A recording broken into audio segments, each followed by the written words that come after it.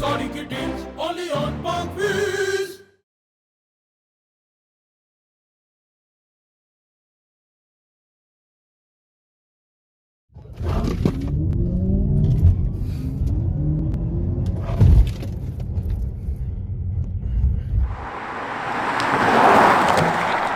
अस्सलाम वालेकुम park wheelers, मेरा नाम है सुनील मैं, जब मैं park wheels user review series के एक और एपिसोड के साथ आपकी खिदमत में हाजिर हूँ। आज हम जिस गाड़ी का यूजर रिव्यू करने जा रहे हैं ये ऑडी ई-ट्रॉन GT RS है। इससे पहले मैं इसका वॉक अराउंड आपके लिए लेके आ चुका हूँ, बट वो RS वेरिएंट नहीं था। RS का टॉप ऑफ लाइन वेरिएंट है। मेरे साथ मिकाइल मौजूद है। मिकाइल, क्या हाल है आपके? ठीक ठाक? अल्हम्दुलिल्लाह। अच्छा मिकाइल, आपकी गाड़ी का मॉडल क्या है, मेक क्या है और वेरिएंट क्या है? जी, ये है 2021 ऑडी RS ई-ट्रॉन GT। तो ये बेसिकली पोर्श टाइगन टर्बो की मतलब के सिस्टर कार है, ठीक है, फ्रॉम ऑडी। तो ये जो गाड़ी है ना, ये बेसिकली 600 हॉर्स पावर प्रोड्यूस करती है और लॉन्च पे 650, एग्जैक्ट फिगर्स होंगी 598। अच्छा, अगर इसको कंपेयर करें, क्योंकि मैंने वॉक अराउंड एक किया था, जो सिंपल ई-ट्रॉन RS है, सिंपल ई-ट्रॉन GT है और ये RS है। RS में और सिंपल जो GT उसमें क्या क्या फर्क है? जो सिंपल गाड़ी है ना, वो $100,000 पे आपकी शुरू होती है बायर फैक्ट्री प्राइस। ये $140,000 की शुरू होती है। इसमें काफ़ी ऑब्वियसली स्पीड तो है, पर वो सबसे वो जेनेरिक फीचर है। इसकी बहुत चीज़ों की फ़र्क है, इसके इंटीरियर की, इसकी रेड स्टिचिंग, इसकी स्टिचिंग रेड और ये सीट बेल्ट में हाँ जी, एल्कंटारा आप इधर देख रहे हैं नीचे। सही है। इसकी डोर सिल्स में कार्बन फाइबर है। एयर सस्पेंशन इसमें स्टैंडर्ड आता है। साउंड सिस्टम भी अच्छी वाली स्टैंडर्ड आता है इसमें। ठीक है। तो ये जो गाड़ी ये तो है, आगे फ्रेल्स, अगर हम बेसिक बेयर मिनिमम उसकी बात करें, एक तो जो आपने टॉर्क के फिगर बताया, इसका 0 to 100 भी उससे बेहतर है। जी जी, बहुत बेहतर है। इसकी असल में मैं गाड़ी को 0 to 100 से नहीं देखता, मैं उसको हॉर्स पावर से देखता हूँ। 0 to 200 मारती है 10.4 सेकंड्स में, और ये 0 to 100 मैंने इस पे मारी हुई है 2.8 सेकंड्स में। ठीक है। तो ये बहुत अच्छी जाती है। कभी कभी 2.8 में मारती है, जाहिर सी बात है, अब ये इतनी हैवी गाड़ी है तो इसको।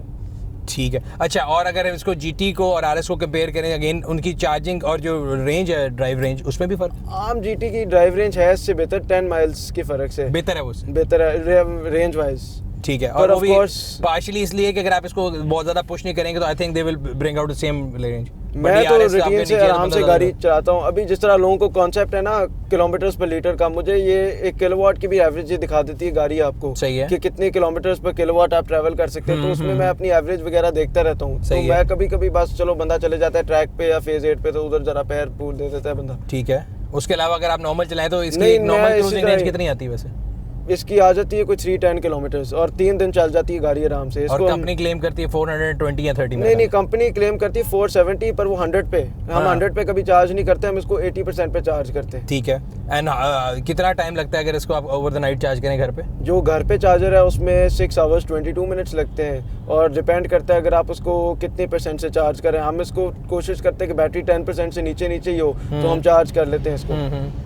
अच्छा, एक और चीज़ बड़ी इंपॉर्टेंट है, हमेशा अपने यूजर्स से पूछते हैं, जब आपने गाड़ी ली थी, although it's not a everyday regular car, लेकिन फिर भी आप जब ये गाड़ी खरीद रहे थे तो आपके ज़हन में कोई स्पेसिफिक यही गाड़ी थी, एक बजट था जिसमें आप गाड़ी लेना चाह रहे थे, आपका परचेज डिसीजन कैसे था? असल में हमारे जो है ना ड्यूटी स्ट्रक्चर से हमें काफ़ी ज़रा मसला हुआ है, क्योंकि वो ये है ना कि आप 5 गाड़ियाँ एक गाड़ी की कीमत में क्यों खरीदे। तो हमें एक अच्छी क्वालिटी की गाड़ी चाहिए थी, पर हमें ये ड्यूटी स्ट्रक्चर से भी बचना था। तो माइंड में आई थी पोर्श टाइगन। तो 4S के जब हमने देखा ना, तो हमने कहा कि ये 0 मीटर ही नहीं आती, तो हमें बड़ा है कि हम 0 मीटर नया गाड़ी लें डीलरशिप से। तो ये पोर्श टाइगन जो है, बेसिकली मैं यूजर आपको बताता चलूंगा, पोर्श टाइगन और ऑडी ई-ट्रॉन GT समझ लें सिस्टर्स हैं, सेम मशीन है, सेम सारा ड्राइव ट्रेन है, सिर्फ ऊपर आप समझ लें कवर और बैजिंग और थोड़ी बहुत जिस तरह स्टीयरिंग रैक होती है चीजें थोड़ी सी, मतलब कि 2 स्पीड ड्राइव में वो चेंजिंग होती है, ट्विकिंग होती है, वो कंपनीज की फर्क होती है, फैक्ट्री का फर्क होता है, जिधर बनती है वो स्टुटगार्ट में बनती है या नाकरसक में बनती है गाड़ी। तो ये बस है कि ये दो चीजों है ना, ये 2-3 चीजों का फर्क है, वरना सेम गाड़ी है। ठीक है। तो आपने पहले सोचा कि अगर आप वो लेंगे, बट उसकी यहाँ पे डीलरशिप नहीं है, ये पहली बात है उसकी प्राइस वो इतनी ज्यादा प्राइस की पा रही थी, और वो हालांकि 4S थी। ये गाड़ी जो है टाइगन टर्बो की है, और इसके साथ वारंटी भी आपको मिलती है, सर्विसिंग भी मिलती है, डीलरशिप भी इनकी बहुत अच्छी है, बहुत हेल्पफुल है। इट्स अ 4 व्हील ड्राइव का? जी, ऑल व्हील ड्राइव है। आगे जो RS है ये ऑल व्हील है, जो नॉर्मल है वो भी ऑल व्हील है, वो भी ऑल व्हील है। ये ट्विन मोटर में आते हैं दोनों गाड़ियां। इसके आगे 280 हॉर्स पावर है, पीछे 470 प्लस हॉर्स पावर है। सही।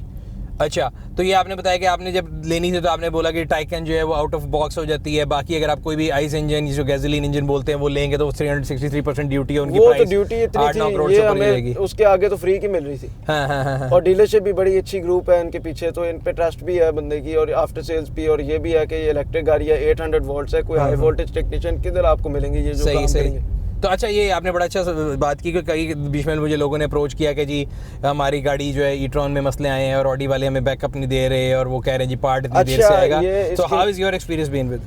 हमारे तो दरअसल हमारे साथ तो ठीक रहते हैं, पर अच्छा। मसला यही होता है कि वो बिल्कुल अपनी तरफ से ठीक होते हैं, उनके पीछे लॉज वगैरह भी होते हैं। बाहर वाले मुल्क से जब आप कोऑर्डिनेट कर रहे हो ना, बड़े डिसिप्लिन के तरीके से चलते हैं। ऑब्वियसली पाकिस्तान में दुनिया में टॉप ऑफ द लाइन में नहीं है ना गाड़ियों में, प्रायोरिटी में। तो ये हमें जर्मनी से पार्ट आने में, फिर कोरोना वायरस की वजह से डिलेज में पार्ट्स आने में बड़ा टाइम लगता है। सही है। पर डीलरशिप की तरफ से वो काम तो बिल्कुल ठीक करते हैं, उनके पास इक्विपमेंट भी है, बाहर भी अपने बंदे भेजते हैं ट्रेनिंग के लिए। तो मुझे तो नहीं ख्याल कि कोई मसला होना चाहिए। So is your first Audi के से पहले भी आपने ऑडी रखी है? जी, हमने A8 रखी हुई थी ऑडी की, वो भी है हमारे पास, पर वो हमने 2018 में लिया। तो वो उसकी प्राइस जब थी तब ड्यूटी मेरे ख्याल से 150% थी। अब ड्यूटी उससे गाड़ी की कीमत भी डबल ट्रिपल होगी, तो हमें न्यू भी पड़ी थी A8। तो वो ये है। तो मैं इसलिए पूछ रहा था सवाल कि मैंने तो आपका कंसिस्टेंटली ऑडी जो सर्विस है आप उससे मुतमईन हैं? ऑडी की डीलरशिप और मर्सिडीज की डीलरशिप मेरे दिमाग में तो यही दो अच्छी डीलरशिप्स है, वरना तो बाकी मुझे इतने कोई खास डीलरशिप्स नहीं लगते। हाँ। और फैमिली मतलब के इस्तेमाल भी करती है ना ये गाड़ी, तो वो भी बड़े खुश है। इलेक्ट्रिक गाड़ी हमारी पहली इलेक्ट्रिक गाड़ी है। सही है। तो अच्छी बात है कि स्पोर्ट्स वगैरह के साथ हमें मिले। अच्छा, इलेक्ट्रिक गाड़ी लेने में एक कंसिडरेशन तो आपने बता दी कि प्राइस सेविंग थी। कहीं दिमाग में, कहीं ज़हन में ये था, वैसे मैं बड़ा स्ट्रेट सवाल पूछ रहा हूँ कि लोगों के, मुझे लगता है नहीं होता, अगर मैंने भी लिया तो मेरे में भी ना हो कि वाज इट अ कंसिडरेशन कि यार मैं एनवायरनमेंट फ्रेंडली गाड़ी ले रहा हूँ या गो ग्रीन का जो नहीं, बिल्कुल भी नहीं। और पाकिस्तान जैसे I think you are the one of the honest people जो ये बात कर रहे हैं, वरना लोग सबसे पहले कैमरे के सामने अच्छा बनने के लिए कह देते हैं। बिल्कुल भी नहीं। पाकिस्तान में जो हमारे रेगुलेशंस है ना, इधर सीट बेल्ट का लॉ है, ना एयर बैग का लॉ है, ना कोई एमिशंस की लॉ है। ये जो आपकी गाड़ियां ये एमिशन स्टैंडर्ड्स भी नहीं फॉलो कर रहे भाई, ये आप देखें तो क्या फायदा है। और वैसे भी मैंने जरा सा भी ऑनेस्टली बात है, मैं तो जरा सा भी ये चीज नहीं सोचता, जो सीधी सीधी बात है इंसान। मैं इसलिए आपसे पूछ रहा हूँ कि हमारे यहाँ पे कंसिडरेशन अक्सर लोगों की जो प्राइस सेविंग ही है। और मैं नहीं, बिल्कुल भी नहीं। अच्छा, इस गाड़ी के अगर सेलेंट फीचर, अगर आपने किसी को, let's say if you are a marketing guy and you want to sell this car to me, यार इसमें यही ऑप्शन बहुत ज्यादा है या ये बड़ी यूनिक ऑप्शन है, वो क्या क्या है? इसकी आप बिल्ड क्वालिटी देख लें, ठीक है। इंटीरियर तो बहुत बड़ी सेलिंग पॉइंट होगी इस गाड़ी की। जैसे कार्बन जो प्राइस में आपको ये ओरिजिनल कार्बन फाइबर है और इसकी डोर सिल्स में भी है, उसकी लुक तो एक और दहशत है उसकी। फिर इसकी स्पीड जो है, जो सबसे बड़ी चीज है कि बंदे को कहने की जरूरत नहीं होती आगे कुछ। तो पाकिस्तानी रुपीस में जो इसको आपने बुक कराई थी, तो एस्टिमेटली क्या प्राइस है इसकी? इसकी पड़ी थी 2.9 की हमें। हाँ, और अभी मैं देख रहा था कि लोग जो है जो 2.2 वाली गाड़ी है उस पर प्रीमियम मांग के 320 325 मांग रहे हैं, बिकॉज हमारी गवर्नमेंट ने अनाउंस किया था इलेक्ट्रिक पॉलिसी के अंदर कि हम गाड़ी को सस्ता करेंगे।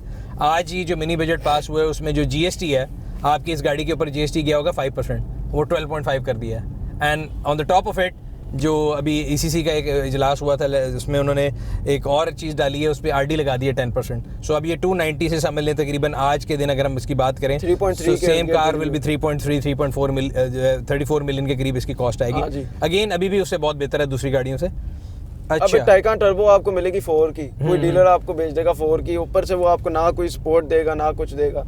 सही। अच्छा, इसकी जो इलेक्ट्रिक कार है, इसकी वारंटी के टर्म्स कितने टाइम की वारंटी है इसकी? बैटरीज वगैरह 10 सालों की वारंटी जो सेम है आम ई-ट्रॉन में, और 160,000 किलोमीटर की मेरे ख्याल से इसमें बैटरी है। 10 years फॉर द बैटरी? हाँ जी।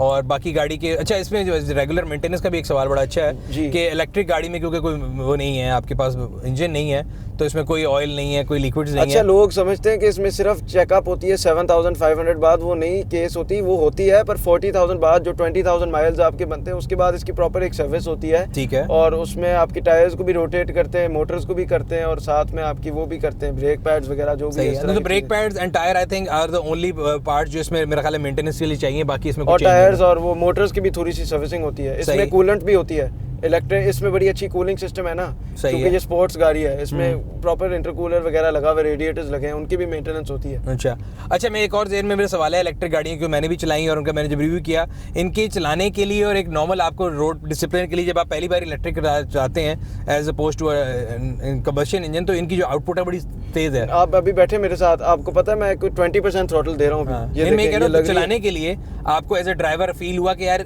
Person who is driving an electric car first time needs to be a responsible person, पहली बात, क्योंकि बड़ी स्पीड इनकी जल्दी गेन होती है। असल में मुझे थोड़ा सा एक्सपीरियंस है ना तेज गाड़ियां चलाने में, जिस तरह 911 जैसी गाड़ियां, इस तरह की गाड़ियां मैं चलाने में एक्सपीरियंस है, तो मुझे पता है ये तेज गाड़ी करती क्या है। लोगों को पता है, लगता है कि जी 6-7 सेकंड्स पिक है, अच्छी गाड़ी है, तेज है।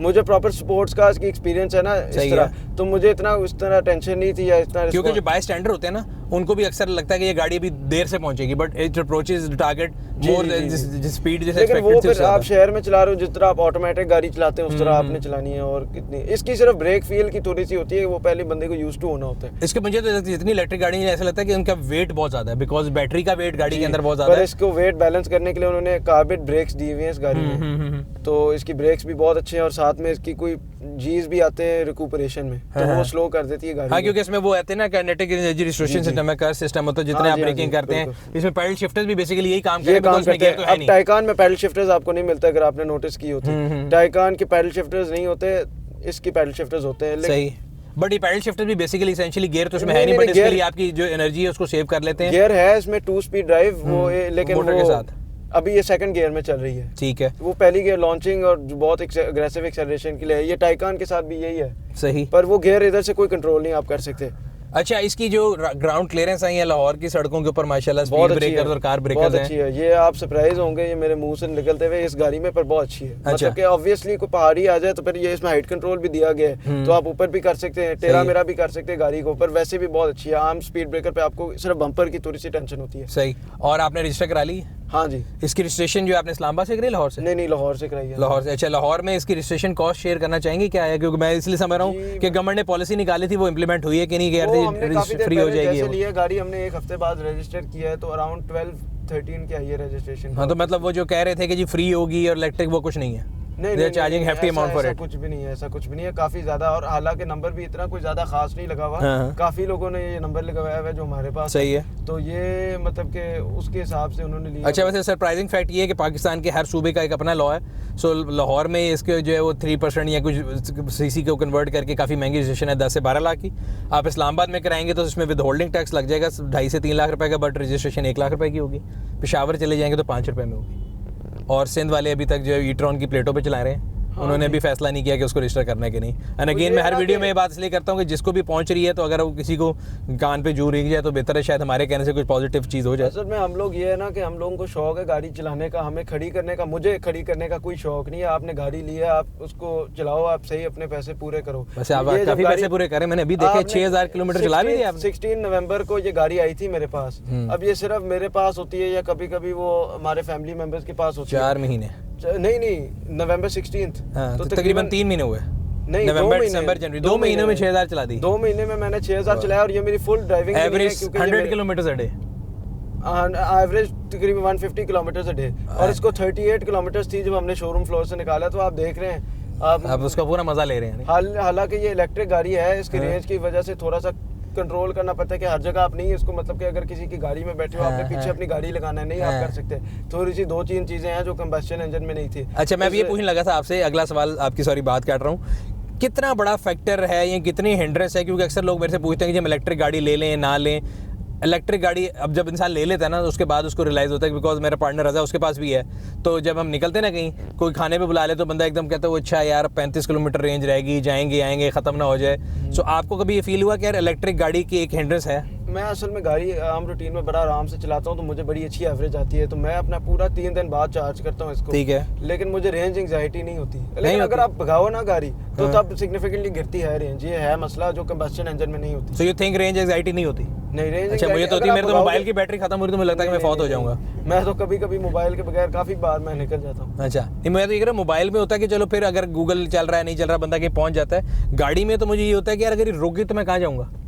आप तो सर्विस को बुलाएं। बस वही तो कह रहा हूँ, ये मुझे रेंज एंग्जाइटी बहुत ज़्यादा होती है। कभी लॉन्ग पे जाने का प्लान किया इस पे? जी बिल्कुल, इस्लामाबाद का भी प्लान किया। अभी ये मरी बर्फ पड़ने से पहले। नहीं, मरी तो ना ही जाए, लेकिन इस्लामाबाद जाने का जो प्लान है वो भी प्रैक्टिकल पूरा किया कि नहीं? नहीं। अच्छा, हमारा एक दोस्त है, उसने ऑडी पे किया है और उसने मुझे बताया कि आप यहाँ से ई-ट्रॉन, नॉर्मल ई-ट्रॉन, क्वार्टर 50 पे, 55 भी नहीं। सो ही सेड लाहौर में आप ये गो पेट्रोलियम का लगा हुआ है ना यहाँ पे, बिल्कुल एक्सपो के पास, वहाँ से उसने फुल की। सिर्फ ये मसला है कि जब मैं पहुंचूंगा ना इस्लामाबाद, उधर 12 काऊ वगैरह, तो उधर चार्जर किधर मिलेगा? मैं आपको बताता हूँ ना, उसका रूट ये था कि यहाँ से आप गए बिल्कुल भेरा साउथ के ऊपर लगा हुआ, नीचे उतर के, अब मैं किसी की मार्केटिंग नहीं करता, मैं नाम नहीं लेता, तो वहाँ पे लगा हुआ है, वहाँ पे आप चार्ज करेंगे, फिर आप इस्लामाबाद पहुँचेंगे। इस्लामाबाद सरीना के पास जो है कॉन्स्टिट्यूशन एवेन्यू के ऊपर लगा हुआ है, वहाँ पे 35 किलोमीटर का था, तभी मेरी रेंज रहती थी।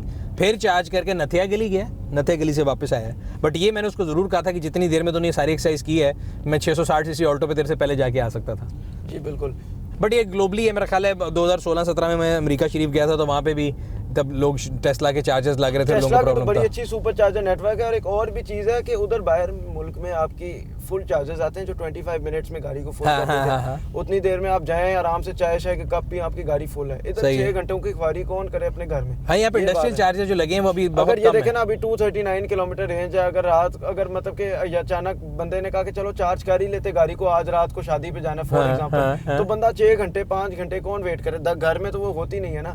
सुपर चार्जर्स जिस तरह होते हैं जो अच्छी चार्जर हाँ, वो यहाँ पे पाकिस्तान में भी ऑलरेडी लग गए हैं बट उनकी क्वांटिटी बड़ी कम है। लाहौर में एक है, इस्लामाबाद में भी मेरा ख्याल है 1 या 2 हैं, कराची में 2 हैं। सो मेरे ख्याल से जो गवर्नमेंट को चाहिए या बेसिकली इस पूरे अगर इलेक्ट्रिक गाड़ी को कामयाब करना चाहते हैं तो इस नेटवर्क इफेक्ट को बनाएंगे, but as oppose to this वो फिर दोबारा चीज़ें बढ़ा रहे हैं। लेट्स सी क्या बनता है। अच्छा, एक सवाल मेरे जहन में आया, ये जो पैनोरामिक रूफ है, बिकॉज मैंने जब उसका किया था, देखिए खुद ऊपर अभी ये खुद फुल धूप में थे आपके वो बंदे बैठे थे ना बहराम भाई, तो वो अभी फुल धूप में था। उन्होंने कहा बिल्कुल बहुत मैं हैरान हूँ उससे। नहीं बट आज टेम्परेचर कम है बिकॉज टाइकन का मुझे याद है मैंने जून जुलाई में किया था और वो उसके अंदर जब मैं बैठा था उसका इसी काम करने में बड़ा टाइम लगा था। सो उसने मुझे ये कहा कि ये यूके शूके का वेदर ऐसा है तो वहाँ तो ठीक है, पाकिस्तान की धूप नहीं थी। आपको इसके बताता हूँ जो आपको नजर आते हैं ना नेट पे 21 इंच रिम्स जिसके व्हाइट वाले स्पाइक्स वगैरह हैं, वो जो है ना वो बहुत प्यारे लगते हैं। और वो इस तरह के ऑप्शन है, कार्बन रूफ आती है, फुल कार्बन रूफ, उसमें 8 kg का फर्क आता है, कार्बन मिरर्स डिफ्यूजर वगैरह। सही है। वो जो है ना वो नहीं अवेलेबल थी, वो लेनी थी। ठीक है। उसके साथ आपकी कार्बन सिरेमिक ब्रेक्स वगैरह भी आते हैं। अगर वो होती है ना तो ये रूफ वाला इशू नहीं आता। बट अभी आपको अभी तो अभी गाड़ी सर्दियों में आई है, गर्मियों में आपसे फ़ोन करके पूछूंगा कि क्या असल में ये इशू था कि नहीं था। एक और जो पोस्ट टाइकन के अंदर इशू आया था, बिकॉज अगेन मैं बार बार इसलिए बात कर रहा हूँ कि दोनों तकरीबन सबने बहने हैं गाड़ियाँ, तो उसकी जो 12 वोल्ट की बैटरी है उसके एक रिकॉल आया हुआ है और वो ओवर द एयर रिकॉल नहीं है बल्कि आपको फिजिकली गाड़ी लेके जानी है। तो मैं ये कहता कि जो लोग यहाँ पे लेकर आए हैं उनको तो मसला है, इस गाड़ी का कोई नॉन फॉल्ट तो नहीं है ऐसा? सारा कुछ डीलरशिप आपको कवर कर देती है। जो जब ये आई थी ना गाड़ी, इसके कोई 3 दिन की एनर्जाइजिंग प्रोसेस थी, जर्मनी से इंस्ट्रक्शंस आए हुए थे कि इसके कौन कौन से पार्ट आपको किस किस लेवल तक एनर्जाइज करनी होगी। और यहाँ e-tron GT के साथ होता है। तो ये जो स्पेशल केयर है और प्रोसीजर्स है इनके मुताबिक जाओ तो मसला बनेगी नहीं। पहली बात आई थिंक वो ये फायदा है ना लेने का, आप ले रहे हो आपको पता ही नहीं है कि क्या करना है, मेरे गाड़ी में क्या काम है। डीलरशिप नहीं है ना, डीलरशिप ही नहीं है। कोई बंदा अपना तजर्बे लगा रहा है, अपनी जुगाड़ लगा रहा है, उसको क्या पता चलना। तो ये तो ठीक है बात कि ये मेरा ख्याल से सबसे बड़ा पॉजिटिव ये है कि जब आपको पीस ऑफ माइंड होगा, आप इतने पैसे खर्च रहे हैं तो आपकी डीलरशिप है और उसका बैकअप हो तो वो बेहतर है। बिल्कुल सही। तो व्यूअर्स, अगर आप भी ऑडी e-tron GT लेना चाहते हैं तो पार्क व्हील्स के यूज़ कार सेक्शन पे जाएं, वहाँ पे गाड़ियाँ लिस्टेड हैं। अगेन गाड़ी खरीदने से पहले पार्क व्हील इंस्पेक्शन सर्विस ज़रूर कॉल कर लें, जो कि 200+ पॉइंट के ऊपर आपको कंप्लीट चेकअप फराम करती है। इंस्पेक्शन सर्विस कॉल करने के लिए आप एंड्रॉयड iOS के ऊपर हमारी ऐप को डाउनलोड कर सकते हैं। इसके अलावा हमारे नंबर के ऊपर 04211943 पे कॉल करके भी आप इंस्पेक्शन बुक करा सकते हैं। ये था आज का रिव्यू, उम्मीद करते हैं आपको पसंद आया होगा। आपसे अगले रिव्यू में फिर मुलाकात होगी, तब तक अपना और अपने गिरदोनवा का लोगों का ख्याल रखिएगा। शुक्रिया।